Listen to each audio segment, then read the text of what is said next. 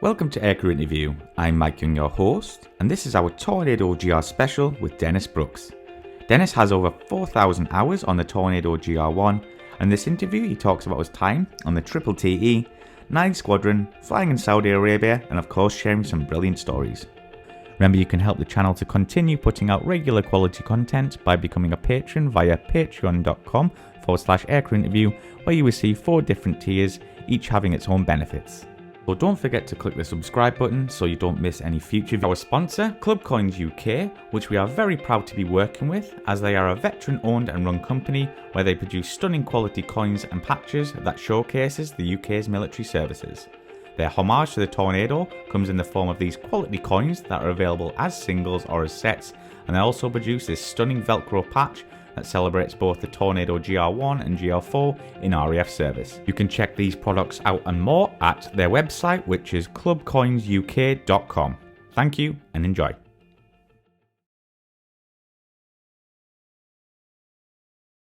So Dennis, what kind of flying would you conduct? Okay.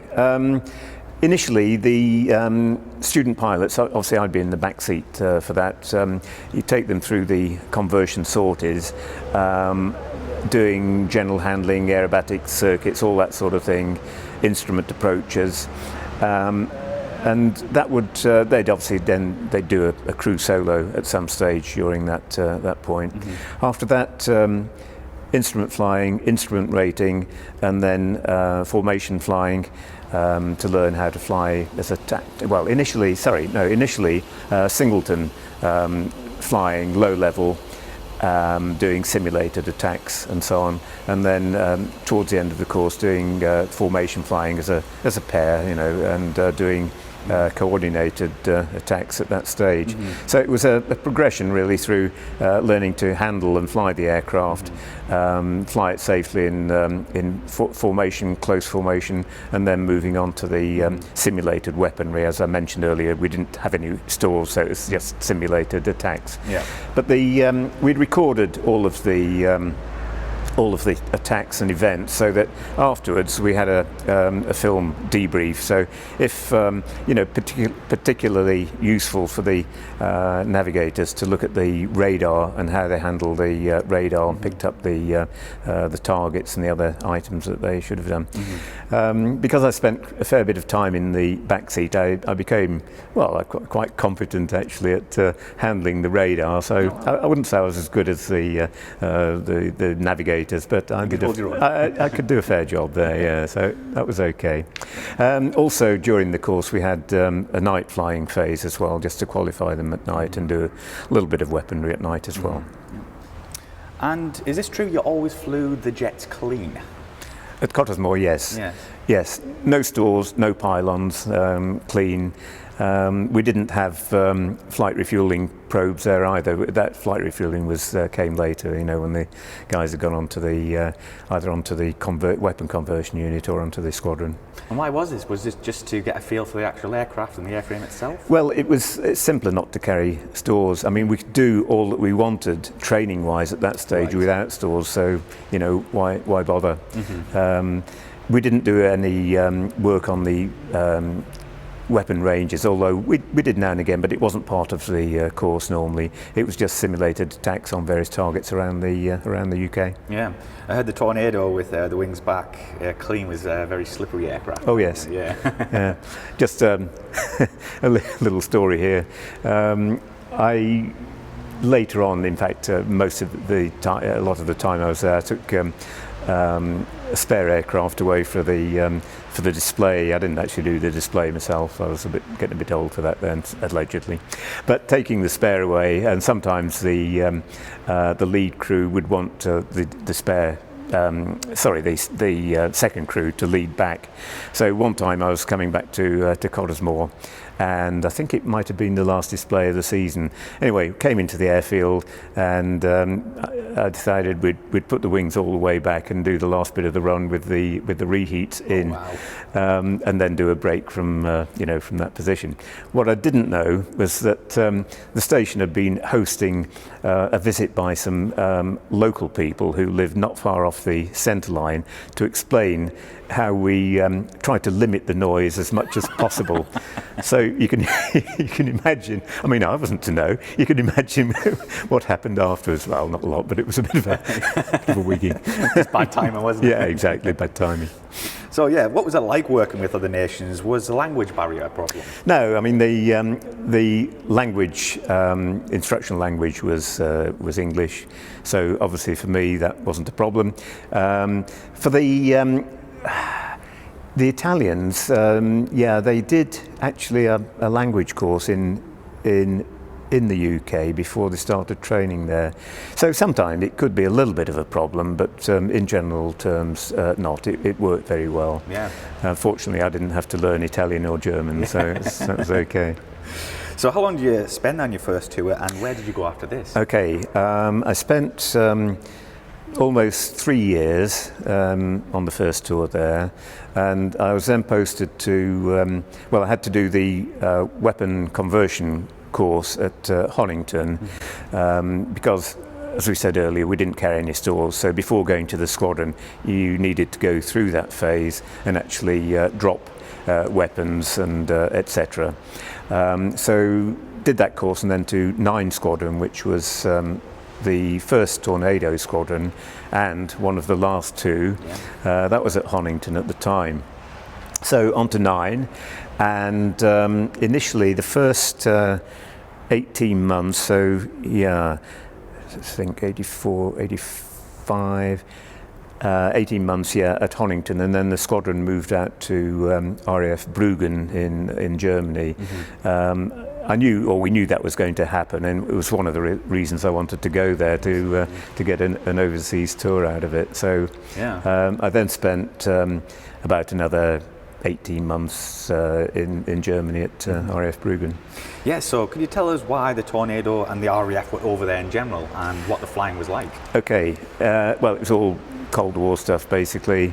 We were the guys who were, you know, if there was the Cold War turned into a hot war, we were the guys who were going to go and deliver the weaponry. So, you know, we had targets, pre-planned targets, in East Germany and further afield than that.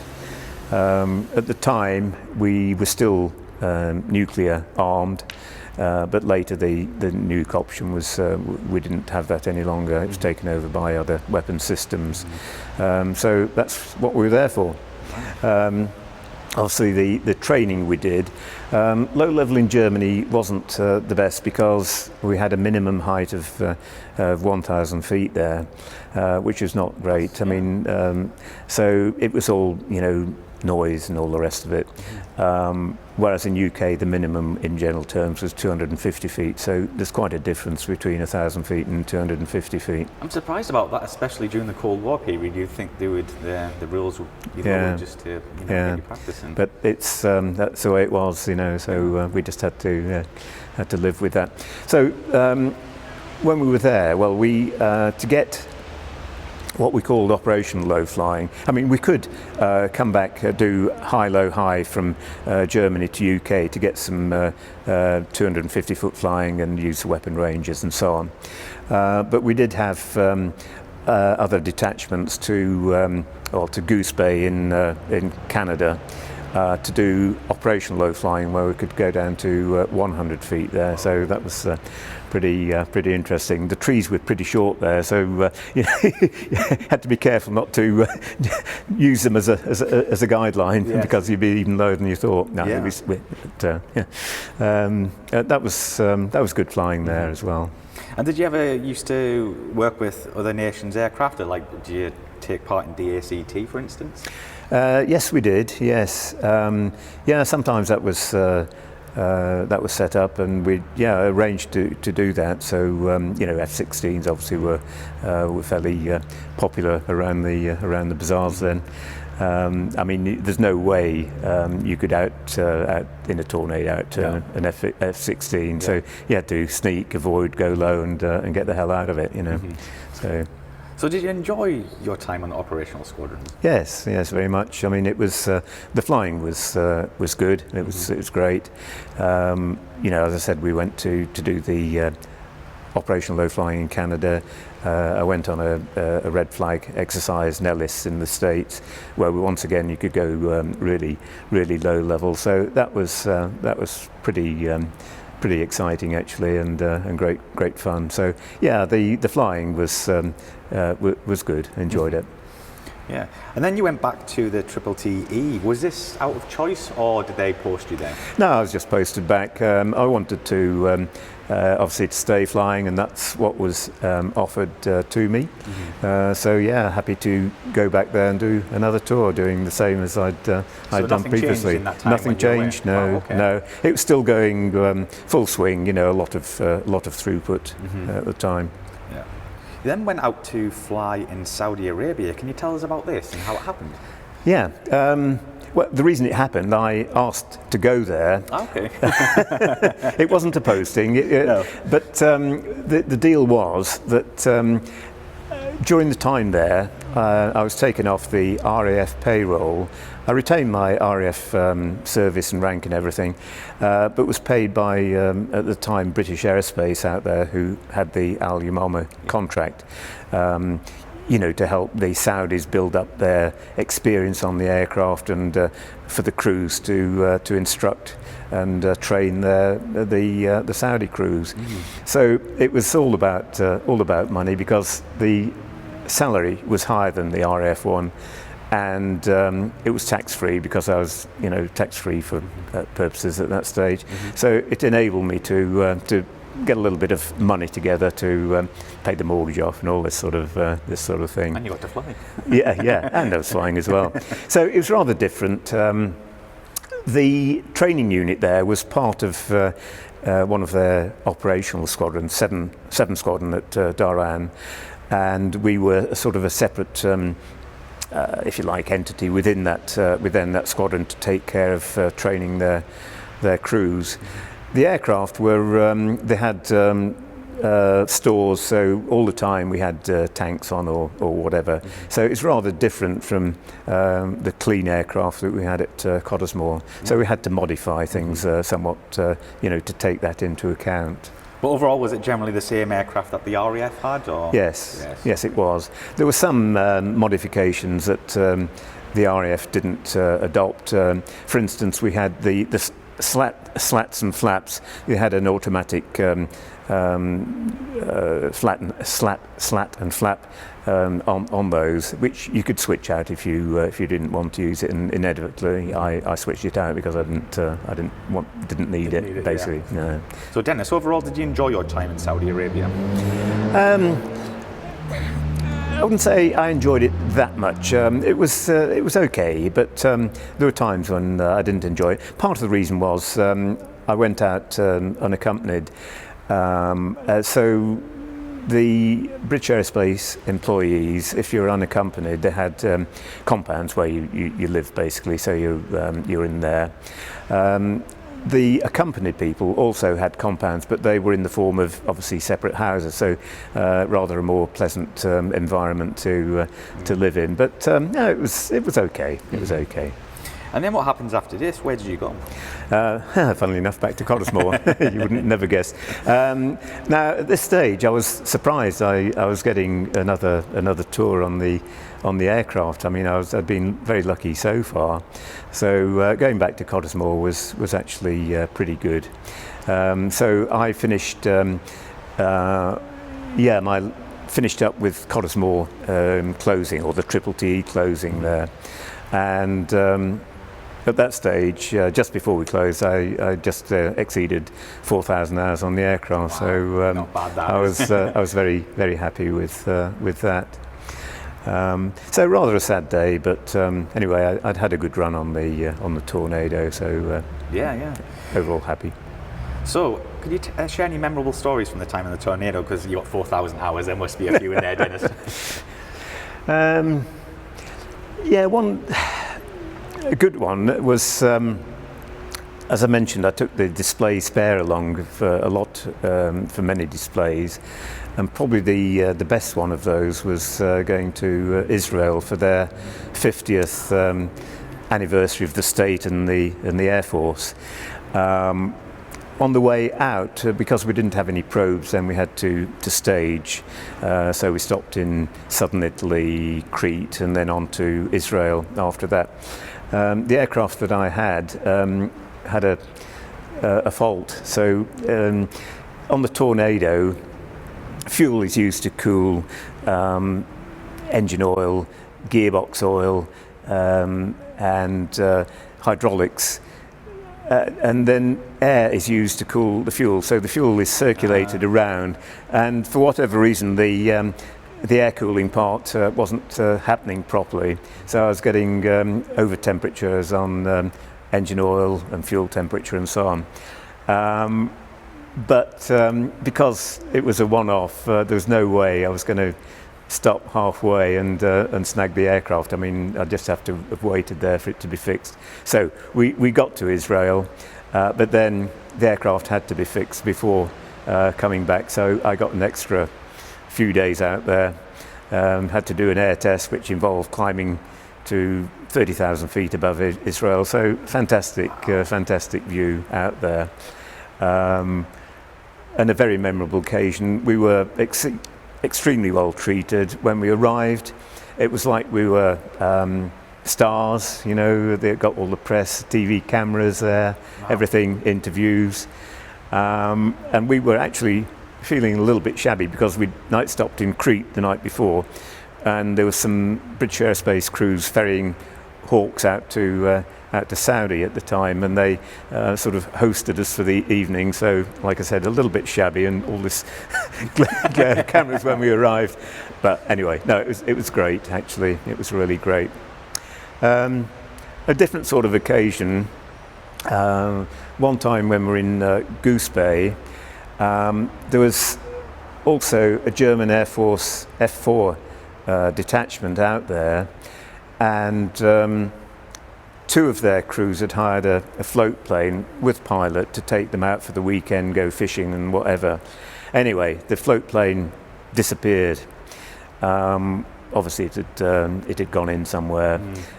So my navigator and myself were tasked to go and look for this thing. Now, it was the original needle in the haystack.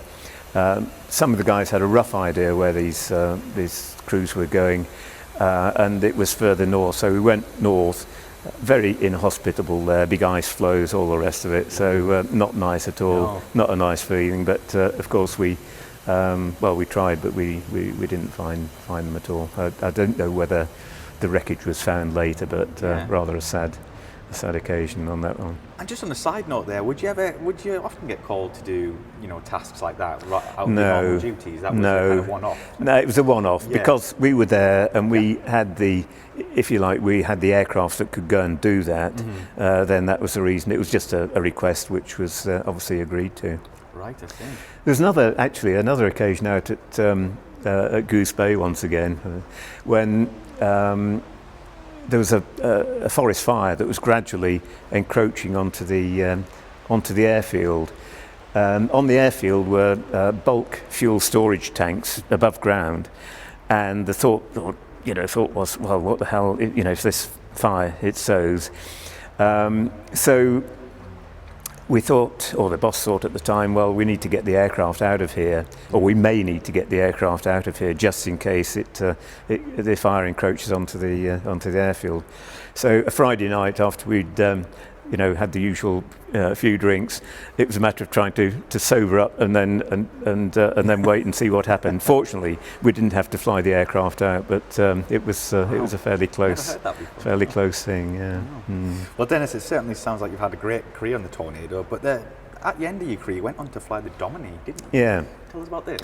Okay. At the end of my Tornado time, I effectively left the RAF and became a civil servant, an aviation officer, so paid by the civil service, but with an RAF, with a commission to fly, as I say, as an aviation officer. And the job I went to was flying the Dominis at Cranwell. The Domini was used for training navigators and other rear crew members. So my job, not instructing as such, but just flying the aircraft. So quite a pleasant little job, and we got to go around places as well. So a nice sort of way to finish my full flying career off, really. Yeah. So overall, did you enjoy your RAF career? Yes, very much. Yeah. I mean, if I had to make the same decisions again, I wouldn't change anything. I was very happy with it. So, I mean, I flew all the time I was in the RAF. So there are not quite a few people who've done that, but it's not a majority by any means. Quite often people will get ground tours throughout their career, but I didn't. I was lucky. Brilliant.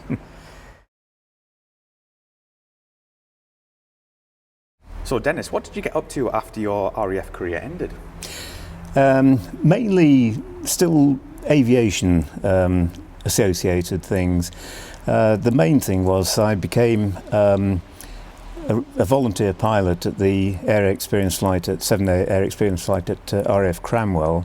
So flying air cadets on air experience flying to get them just to get them interested in the aviation type scene that inspired me so many years ago. I did that for quite a while until I became too old, for the military flying to fly single pilot. But I still go along at the weekends to organise things on the ground, brief the cadets, strap them into the aircraft and supervise staff cadets, etc. So that's still very much a major thing of mine at the weekends. Other activities, really, here at Bruntingthorpe, I became associated with the Lightning Preservation Group when I was still instructing at Cottesmore. So it's been a long association there. And it's obviously just carried on since then. It's a great thrill to get into the Lightnings and do the high-speed runs that we do about 3 times a year here. So yeah, that's brilliant. In fact, the aircraft that I'm sitting in used to be on 56 Squadron. It was in fact my aircraft. It was Delta on the squadron, obviously in different livery at that stage. But I didn't realise until I'd been taxiing it for a while that it was actually my aircraft on 56. So a bit of a surprise, but there we go. A good one at that. Yeah. Also here at Bruntingthorpe, I run Canberra and one of the Buccaneers. So it's a great way of, Very nice. of spending a few weekends, basically. So is it all run by volunteers? Yes, yes. The Lightning Group is probably, it's certainly a very well organised group.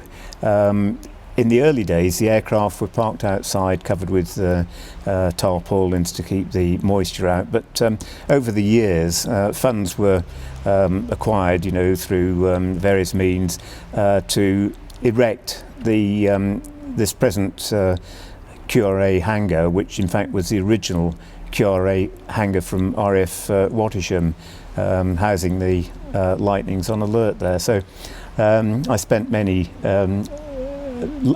quite a long time at Wattisham in this very hangar. So a little bit more history there. So is there anywhere where our viewers can find the group online? Have you got a website or a Facebook page? Yes. There isn't a Facebook page as such, but there's the English Electric Lightning Appreciation Group, which is not specifically LPG, but it does tend to cover quite a bit of the LPG stuff. There is a web page. I think I should know this, lightnings.org.uk, I think it is. But we can, it's easily enough found anyway. Yeah. So do you have any hobbies apart from aviation? No, not very few really, I'm afraid. Just the usual things, keeping active, keeping fit and that sort of thing, but nothing that involves me as much as the aviation activities. Absolutely. So this would probably be a tough one or an easy one. Favourite aircraft you've flown? Yeah, always get asked this. It's obviously a choice between the Lightning and the Tornado, and I don't know whether there's a clear favourite. I think probably the Lightning has the edge in that it's a real sports car of an aircraft, basically. Great performance and a thrill to fly. Having said that, the Tornado I enjoyed very much also. So bit of a close call between the two. Do you have a favourite tipple? Well, has to be red wine, really. Red wine, yeah. And one of our patrons, Matt Pape, asks, how did the pilots feel about their variable engine intakes being fixed for ease of maintenance, and did it cost them speed if they were being chased down by a fighter? Okay, in practical terms, it didn't make any difference because with stores on, the variable intake wouldn't have come into play anyway. So no, practical operation, no effect. In terms of running away, I suppose, stores could always be jettisoned, but even then, I don't think, practically speaking, it would have had any effect. Mm-hmm. So Joe Kunzler asks, did you guys ever use guns in combat? And did you ever drop a JDAM or other GPS-guided weaponry? I personally never used guns in combat. I don't know, whether the aircraft deployed on operations later did. I haven't heard of any kills from guns on the Tornado, but who knows? Mm-hmm. And a question just for myself, I need to know, what was the fastest you ever went in the Tornado and the Lightning? Fastest in the Lightning, Mach 2, and in the Tornado, probably around 1.5, I think, something like that. But I can't actually remember that now. Yeah. Well, Dennis, thanks very much for being on the show. It's been a pleasure to hear your story. And a pleasure to relate it also. So it's certainly been an enjoyable interview. Thank you very much for that.